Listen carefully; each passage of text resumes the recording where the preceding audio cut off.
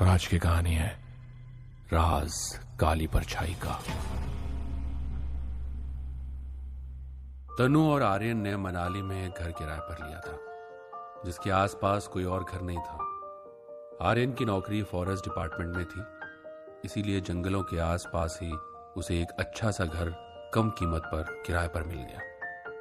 उसके घर के पीछे ही जंगल था जहां बड़े बड़े पेड़ लगे थे जो उनके बेडरूम की खिड़की से साफ नजर आते थे। तन्नू को बस दो ही चीजों का शौक था, एक पढ़ना और दूसरा फोटोग्राफी करना। जब आर्यन अपने काम पर चला जाता तो वो अपनी बोरियत को खत्म करने के लिए अपना कोई मनपसंद नॉवल या कैमरा ये लेकर जंगलों की ओर निकल जाती। ऐसे ही एक दिन आर्यन को 2 दिन के लिए किसी टूर पर जाना था। टूर पर जाते समय उसने तनु को बहुत सी हिदायतें दी थी क्योंकि आज पहली बार था जब आर्यन तनु को अकेला छोड़कर जा रहा था। आर्यन, मैं कोई बच्ची थोड़ी ना हो जो तुम मुझे इतनी हिदायतें दे रहे हो। तुम आराम से जाओ, मैं अपना ध्यान खुद रख लूंगी, ओके? मुझे पता है तनु, तुम अपना ध्यान रख सकती हो, लेकिन फिर भी मेरा फर्ज बनता है कि मैं तुम्हें समझाऊं, समझी? हाँ ठीक है बाबा, मैं ध्यान रख लूंगी, अब तुम जाओ। ये कहते हुए तनु आर्यन को विदा करने के लिए उसे दरवाजे पर छोड़ने आती है। जल्दी से निकलो वरना तुम्हारी ट्रेन मिस हो जाएगी। जाओ जाओ जाओ जाओ। आर्यन चला जाता है।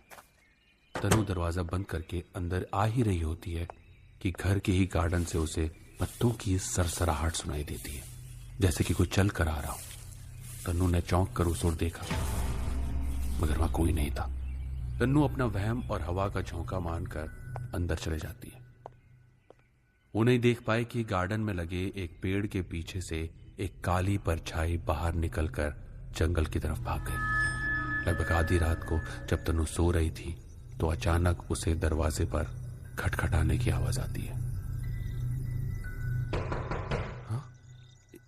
इतनी रात को कौन हो सकता है?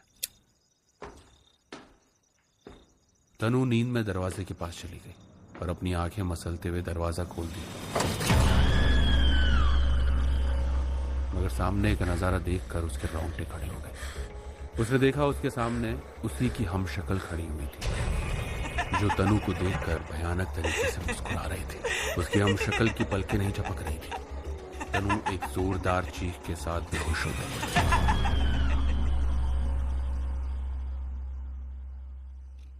सुबह उसकी आंख उसके बिस्तर पर खुली। उसने देखा कि रूम का दरवाजा बंद था। तनु कल रात की घटना के बारे में बहुत देर तक सोचती रही।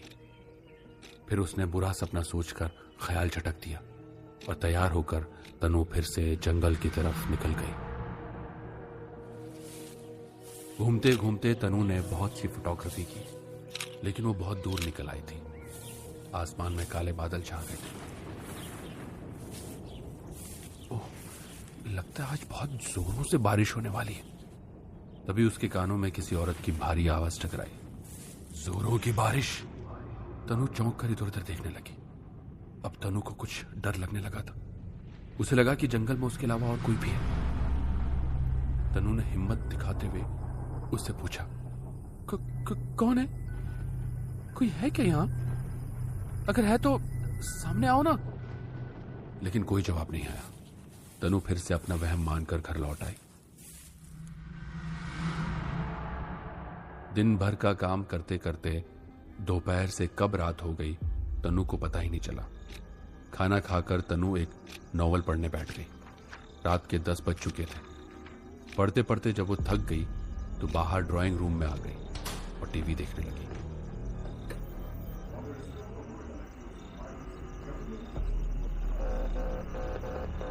देखते देखते अचानक ही टीवी बंद हो गया और अचानक ही चालू हो गया। जैसे ही चालू हुआ उस पर एक काली सी आकृति उभर कर आ गई। तनु जोर से चिल्लाई और वहां पड़ा रिमोट उठाकर टीवी की ओर फेंक दिया और भागकर अपने रूम में चली गई।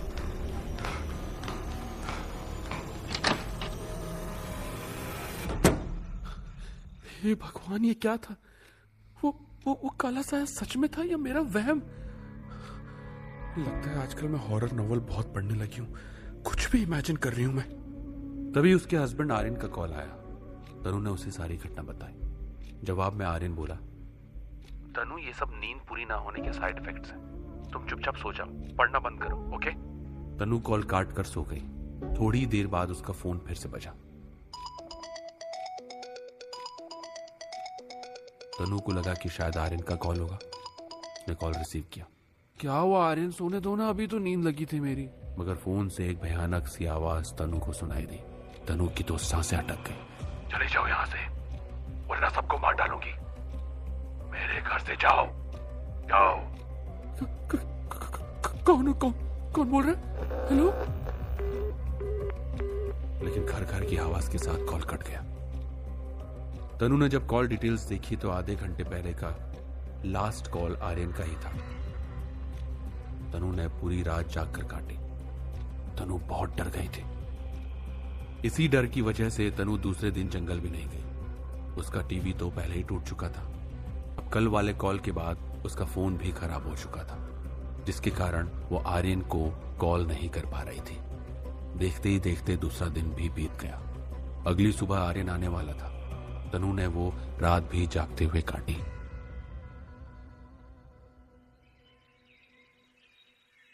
और सुबह आर्यन आ जाता है, लेकिन वो तनु की बातों को मजाक समझकर उड़ा देता है। तनु अब डरी डरी रहने लगी थी। एक दिन आर्यन तनु के साथ जंगल घूमने की जिद करने लगा।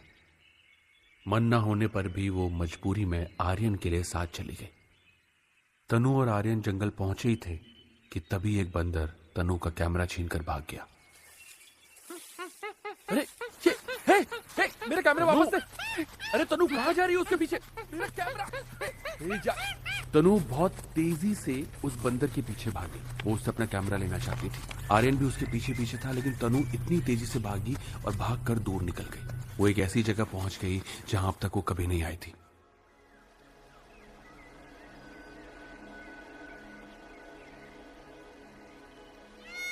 एक ऐसी जगह जैसे कि कोई स्वर्ग हो। वहां एक छोटी सी नदी थी, फल फूलों से लदे पेड़ थे, मानो स्वर्ग का भाग यहीं उतर आया। तनु ये सब देखकर बहुत खुश हो गई। थोड़ा आगे चलकर देखा तो उसे अपना कैमरा नीचे जमीन पर पड़ा मिला। उसने उठाकर अपना कैमरा चेक किया। वो एकदम सही सलामत था, लेकिन अचानक वही काली परछाई उसके सामने आ गई। डर की वजह से तनु वहीं बेहोश हो गई।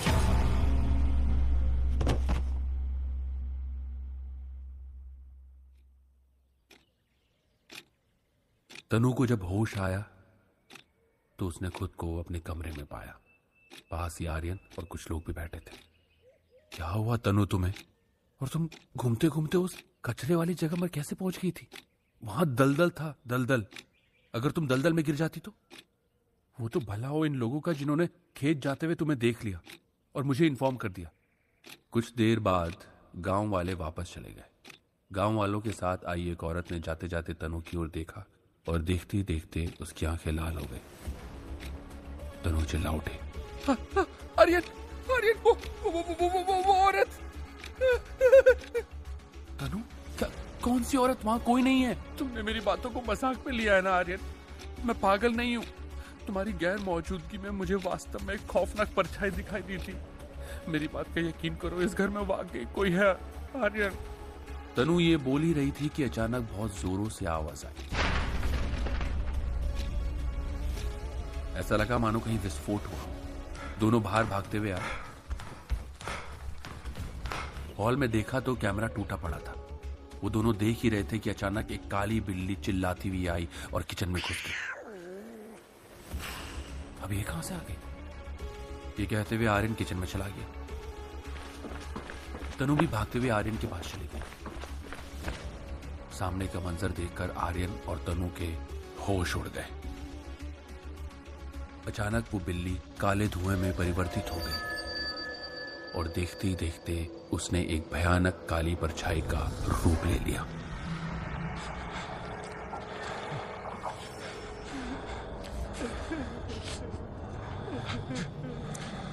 उसकी लाल आंखों में अंगारे चमक रहे थे। आर्यन हकलाते हुए बोला, कौन हो तुम? एक भयंकर गर्जना के साथ वो काली परछाई बोली, चले जाओ यहाँ से। बरसों से इंसान यही सोचता आया है कि इस पृथ्वी पर वो अकेला है। ये इंसान की सबसे बड़ी गलतफहमी है। पहले इंसान ने हमारी जगह पर अपना घर बसाकर हमें इन जंगलों में भटकने के लिए छोड़ दिया, मगर इंसान को यहाँ भी सुकून नहीं आया। चले जाओ यहाँ से। अचानक किचन में बर्तन गिरने लगे और घर के सारे फर्नीचर उड़ने लगे। तनु और आर्यन को भी उस परछाई ने अपने इशारे पर हवा में लटका रखा था। दोनों की डर के मारे जान निकल रही थी। आर्यन, देखो, सुनो, हम यहाँ से चले जाएंगे। प्लीज प्लीज हमें छोड़ दो। हम ये सब कुछ छोड़कर चले जाएंगे और फिर कभी यहाँ वापस नहीं लौटेंगे। प्लीज प्लीज हमें छोड़ दो। प्लीज प्लीज छोड़ दो हमें, प्लीज। उस परछाई ने बिना कुछ बोले आर्यन और तनु को नीचे पटक दिया। तुरंत आर्यन ने तनु का हाथ थामा और उसे लेकर वो घर छोड़कर वहां से निकल गया। कुछ ही महीनों बाद वहां एक और कपल रहने आया, लेकिन उसके कुछ ही दिनों बाद उनकी मौत की खबर आई। कहते हैं आज भी वो काली परछाई उसी घर में घूमती नजर आती है। वो कौन है, कहां से आई है और इस घर से उसका क्या वास्ता है, ये आज तक एक खौफनाक राज बना हुआ है। और काली परछाई का ये राज शायद हमेशा राज ही रहेगा।